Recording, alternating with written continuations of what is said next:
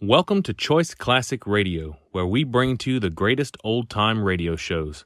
Like us on Facebook, subscribe to us on YouTube, and thank you for donating at choiceclassicradio.com.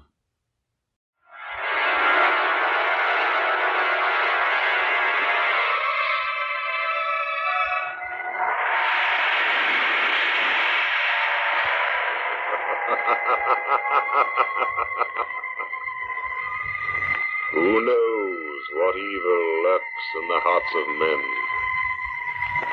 The Shadow knows.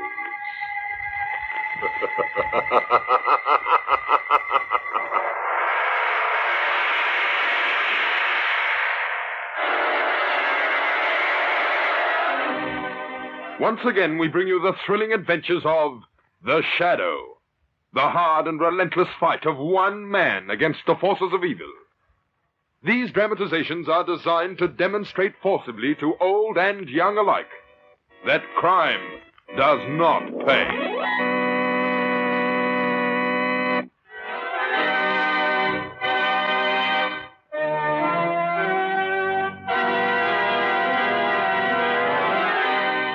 The Shadow, who aids the forces of law and order, is in reality Lamont Cranston, wealthy young man about town.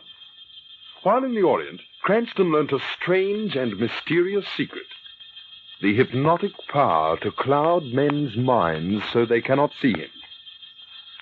Cranston's friend and companion, the lovely Margot Lane, is the only person who knows to whom the voice of the invisible Shadow belongs. Today's drama, I Must Never Sleep Again.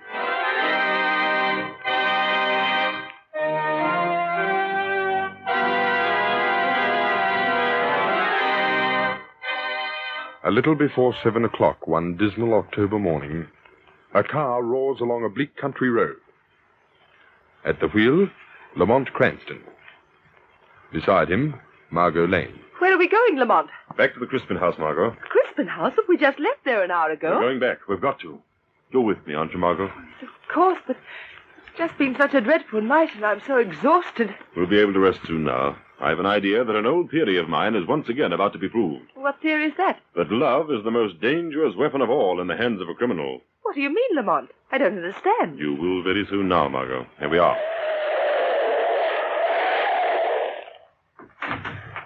Come on, into the house.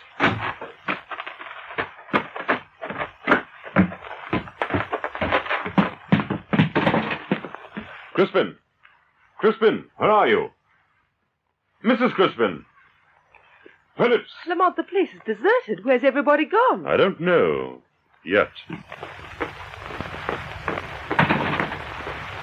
Well, Crispin isn't in his room. Strange. He was in bed when we left here. Lamont, I'm afraid. This house feels as if it's almost haunted. Listen. That noise. Sort of clicking. Sounds as if it's coming from the sunroom. Come on. Let's find out what it is, Margot. Yes. Oh, Lamont, I don't like this. Steady, Margot. Here we are. Oh, it's dark. Here's the light switch. And empty. Oh, there's the sound we heard, Lamont. A recording machine. Somebody left it running. Looks as if somebody's just finished making a record. Oh, yes, Madge was telling me this evening. They're always making them, just for fun. They didn't make this one for fun. What do you mean? It says on the label, "To my friends and the police." Well, somebody made us this record. I suppose the least we can do is to listen. But don't you think we should look through the house again? Sit down, Margot. We may find out a lot of things we want to know right on this record. Cracked. Can we play it? Yes, but we may have to change the needle a couple of times. Shh, here it comes. My name is James Crispin. Here in this house, in a few moments, I intend to commit a murder. It all started when I went to bed Friday night. I remember waking up, my head pounding. Went downstairs and joined my wife at the breakfast table. Madge could see right away that I wasn't myself. James, dear, what's the matter? I don't know, really. I went a bit early last night. There's no reason for me to feel ill. Have some coffee. Perhaps that'll make you feel better. Thanks.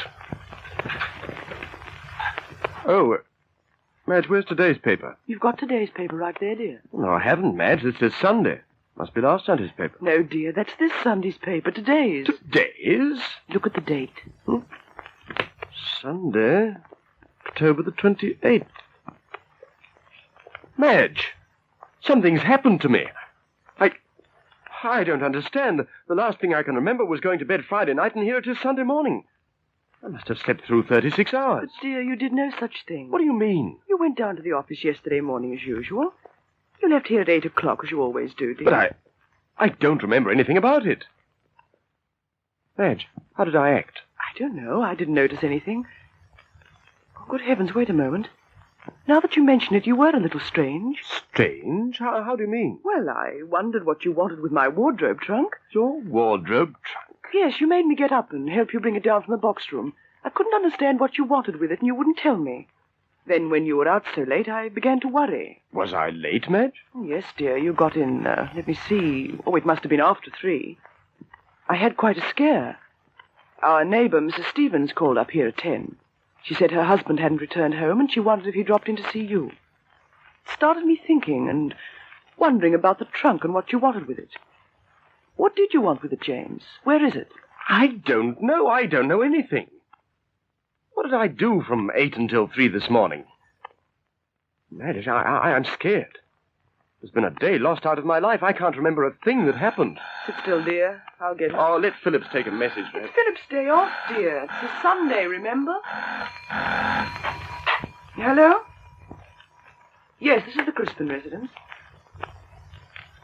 Yes, just a moment, please. It's for you, James. Oh, I don't want to talk to anybody right now. He says he must speak to you. It's someone named Grimes. Grimes? I don't know anybody named Grimes. Well, he said he met you yesterday, James. Yesterday? Yesterday? Hey, give me that phone, Madge. Hello.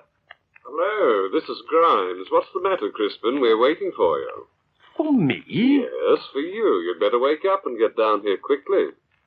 Who do you think you're talking to? All right. If you don't want to talk to me, perhaps I'll talk to Mrs. Stevens. Mrs. Stevens? Perhaps you haven't heard of her either. She went to the police this morning about that husband of hers, who didn't come home last night. She'd be pretty interested to hear about your movements yesterday. Coming down, Crispin? What's the address? 244 Shinwell Avenue, down by the harbor.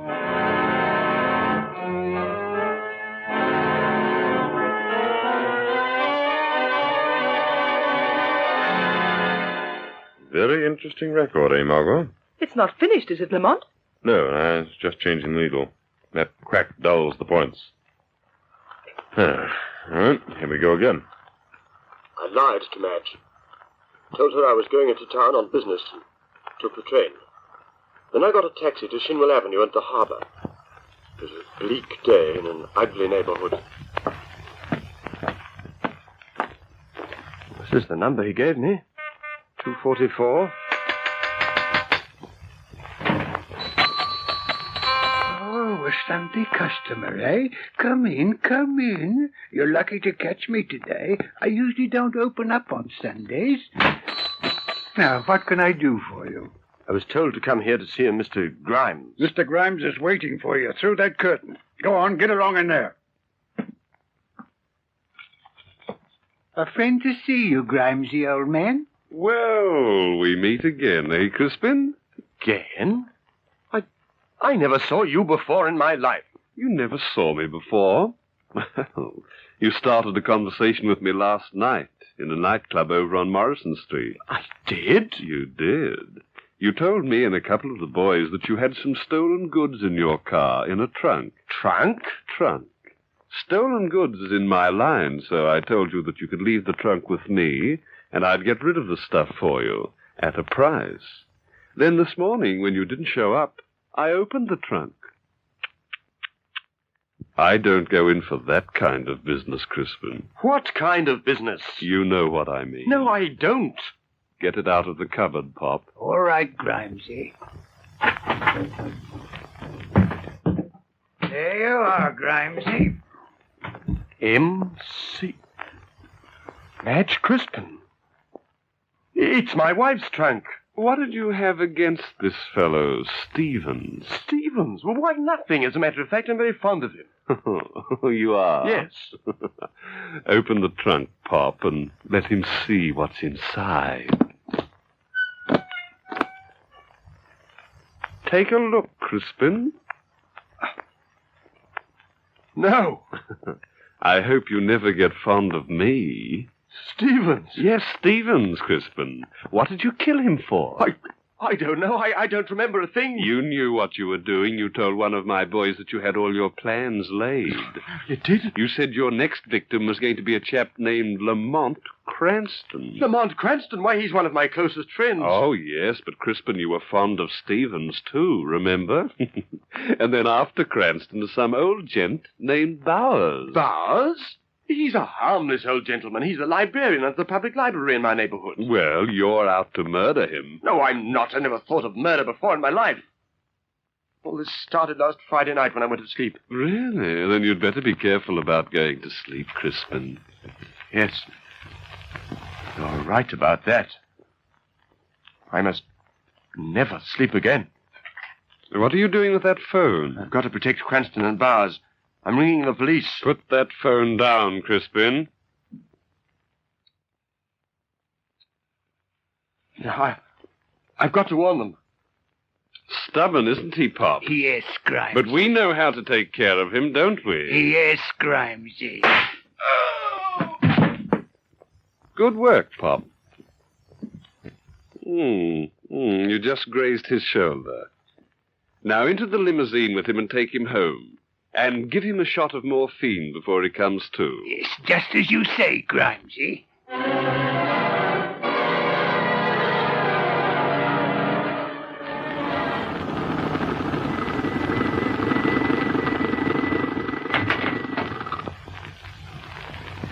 All right, Crispin, here's where you get out. You're home. What? Oh, it's you. Hurry now, Crispin. You've just got time to get inside before the morphine sends you off. Morphine? Oh, no. No, don't let me sleep. Go on, get out. And pleasant dreams. Head's beginning to spin. Got to get into the house. Must phone Lamont. Warn him. Madge! Why, James, dear, what is it? Phone Lamont. No time to lose. Tell him. We won't have to phone him, dear. He's right here. Oh, what's the matter? What is it, Jimmy, old man? Here, ease up now. Something. Oh, I'm so tired. So tired. Oh, he's dead on his feet. Help him up to his room, Lamont. Of course. Now, come along, Jimmy. Exhausted. What you need is a good night's sleep.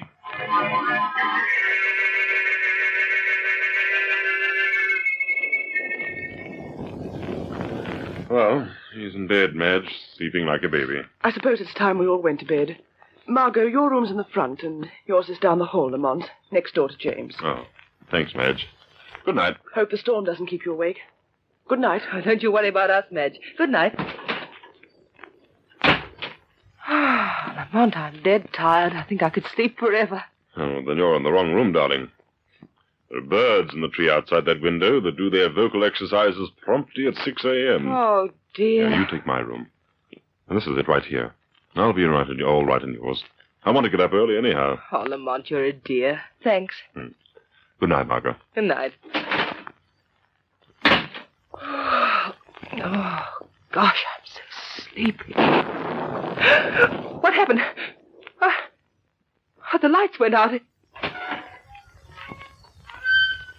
that you, Lamont? Lamont? Who's in this room? What do you want? Who is it? Answer me! What's that you've got in your hand? Something shining. A knife!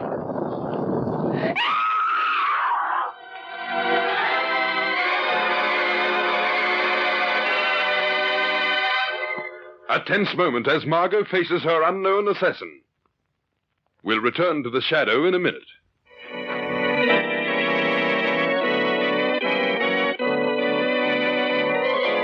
And now, back to the Shadow. Margot and Lamont are still in the sunroom of the empty Crispin mansion, listening to the mysterious recording they found there. Lamont adjusts the needle on the record again, and now Crispin can go on with his story. Madge and Lamont heard Margot scream. They rushed to her room. The blade of a hunting knife was buried 3 inches in the headboard of her bed. Madge's first thought was...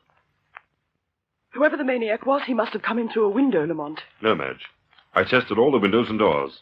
The house is closed as tight as a drum. But then...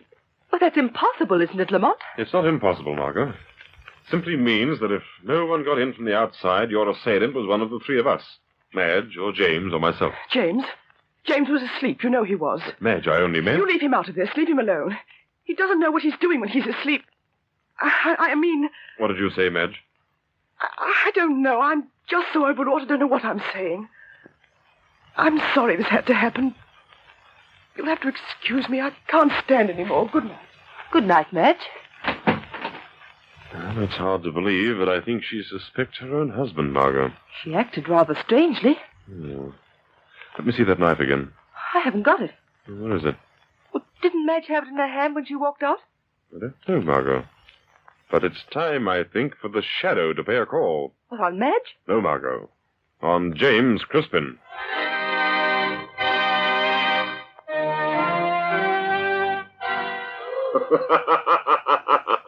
What was that? I heard a voice laughing, and I can't see anyone.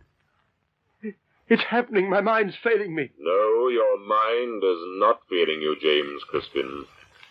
I am here beside you, though you cannot see me. Who are you? I am the Shadow. Why have you come to me? You have something on your conscience, James Crispin. Tell me what it is. I'll tell you. I killed a man yesterday. Saturday. He was my next-door neighbor, Stevens. I don't remember anything about it, but I killed him. But how do you know you did if you remember nothing about it? Grimes told me I did. And he showed me the body in my wife's trunk. And you have only Grimes' word that you put it there? Yes, that's true. He also told me I'm supposed to attack Lamont Cranston tonight. An attack was made tonight, Crispin. But it was on Miss Lane, not Cranston. Margot? A plan went wrong. That knife was meant for Cranston, but he and Miss Lane changed rooms at the last moment. But I didn't know what room he was in the first place. I know you didn't, Crispin. That's why I think you're innocent. No, I'm not innocent. I'll go on with my butchery and kill my next victim, old Bowers, a harmless old man who lives next to the library. I threatened to kill him next. Grimes said I did. You won't kill Bowers, Crispin. I'm staying right here in your room all night and see that you don't leave. Oh, it's no use. When I sleep, I wander. Bowers is next. Oh, getting sleepy again. The morphine. Sleepy. Sleep, Crispin. In peace. The Shadow's here. Sleep. Up at the police. I hope I'm not too late. Hello. Commissioner Weston? Weston, this is a friend of yours. Never mind.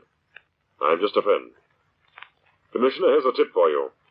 Get your men over to the cottage beside the library on Holyoke Road. An old gentleman named Bowers lives there, and he's about to be murdered.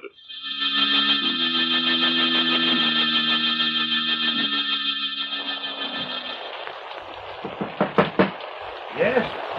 Who's there? This is the Bowers residence? Yes?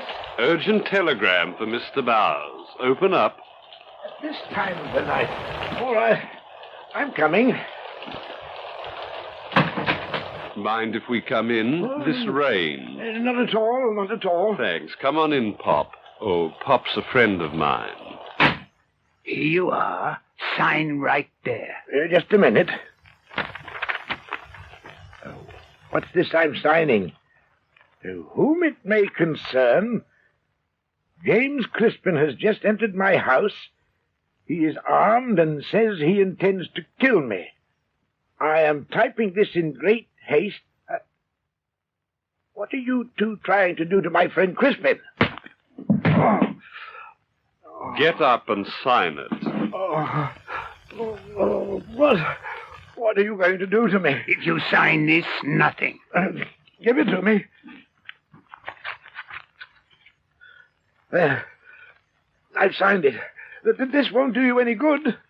Crispin can call me up, and I'll always be here to tell the truth. That's where you're wrong, Bowers. I don't see what you mean. No? All right, Pop.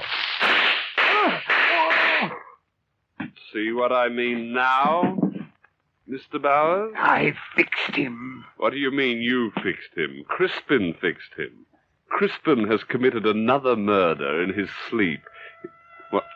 Police cars? Somebody tipped off the police. Yes, somebody must have. And who could it be, Pop?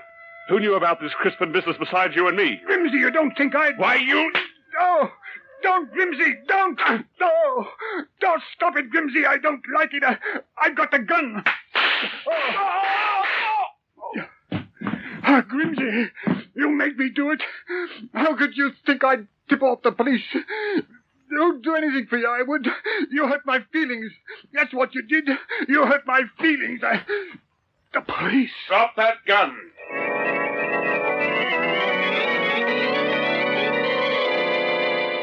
Hello. Commissioner Weston speaking. Hello there. Hello, Weston. This is your friend again. Did you take my advice and make the raid on Bowers' house? Who is this? Never mind. Did you find Bowers? Is he alive? Yes, we found him. He was shot, but he's alive. We took him to the city hospital. That's all I wanted to know, Commissioner. Lamont? Are you still in there, Lamont? Margot. Wake up Crispin.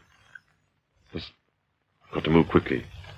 Here are the keys. Get the car out of the garage for me. Where are we going? To the city hospital. I think we may meet our murderer at the bedside of a man who's supposed to be dead. Hurry, I'll be with you in a minute. All right, Lamont. I'll go and get the car. Crispin. Crispin, wake up. It's morning. Huh? Huh? Oh, it's you. The shadow. You're still here. Yes, but I'm going now, Crispin. I want you to know that you did not leave this room while you slept. I know. I was here all night. And Mr. Bowers is safe? No, Bowers was attacked last night, Crispin. Attacked while you slept, just as your neighbor Stevens was murdered while you slept. What? While I slept? Yes, Crispin. The truth is that you slept through that fatal Saturday. You were drugged. Drugged? By whom? By your wife. I don't believe you. Why should she want to drug me? Why did she hire Grimes and his associate to kill Stevens? Why did she try to make you believe you had bought the body to that toy shop in a trunk? Yes, why? To drive you into a nervous collapse, Crispin.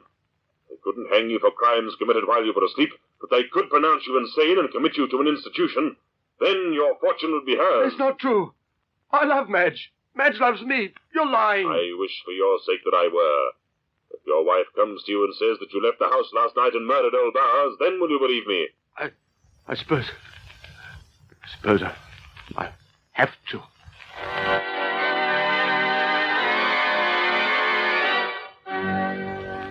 This will be the last time we have to change the needle, Margot. Oh, hurry up, Lamont. We're almost at the end. There we are. Shadow left my bedroom. I got out of bed and walked down the stairs to the sunroom. I took a revolver out of the gun rack and loaded it. My head felt tight and strained. I still hoped that Madge wouldn't say I murdered Bowers. Then I decided to make this record so that everybody would understand the whole story. Now the record's finished and somebody's coming down the steps. It's Madge. James, dear, I'm going over to the city hospital. Madge. I just thought I ought to tell you that you acted very strangely when you came in my room last night. When, Madge? When did I come into your room last night? Why, just before you went out to see Mr. Bowers. I went out to see Mr. Bowers, Madge. Are you sure, Madge? Why, yes, you said you were going to. Did I? And James, Mr. Bowers is dying. He was attacked last night. while you were out. And you're telling me that I killed him? I don't know what to think, James. Tell me, Madge. Do you think I'm capable of murder? Capable of murder? Why, of course I don't think you are, James, but... Then you're wrong, Madge. I am. That's the end of the record, Margot. Crispin killed his wife. I was pretty sure he had when she didn't turn up at the hospital to finish off Bowers. Crispin's nerves snapped. I hadn't expected that. Then Madge's body must be somewhere in this house. It could be right in this room, Margot. This cupboard here, for instance. There she is. He killed her all right. She must have died instantly. Oh, but where's Mr. Crispin? We looked in the front of the house and in his bedroom. We looked everywhere. I've been in the kitchen. Good morning, Lamont. Margot. Oh, Jimmy, what are you doing with that breakfast tray? This? Oh, this is Madge's breakfast. There you are, Madge. Sorry it took me so long. Sit up now. You must be hungry, dear. Madge is dead. Oh. You killed her. No. I thought so, too, when I first saw her lying there. But it's all clear now.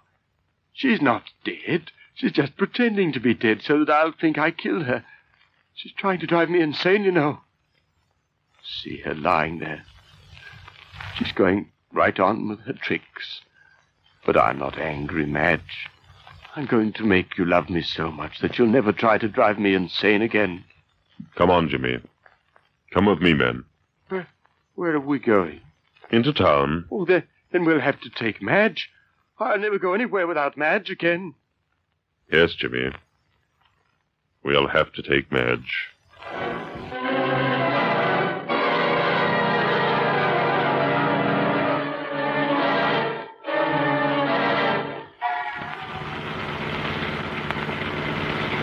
It's good to be getting home again, isn't it, Lamont?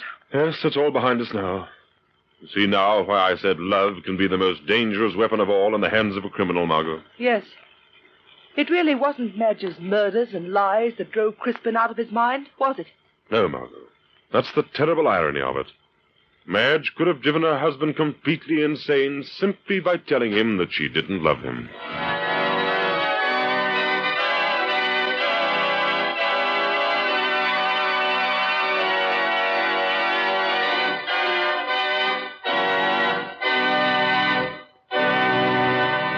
In a moment, I'll return and tell you of next week's Shadow story.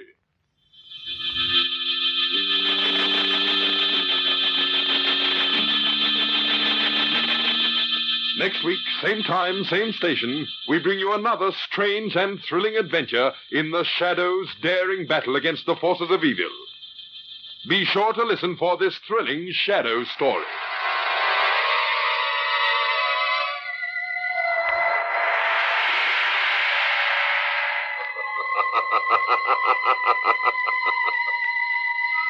As you sow evil, so shall you reap evil.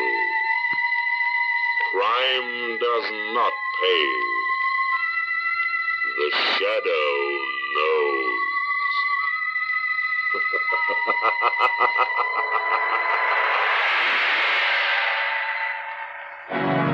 This feature is produced by Reg Johnston for Grace Gibson Radio Productions.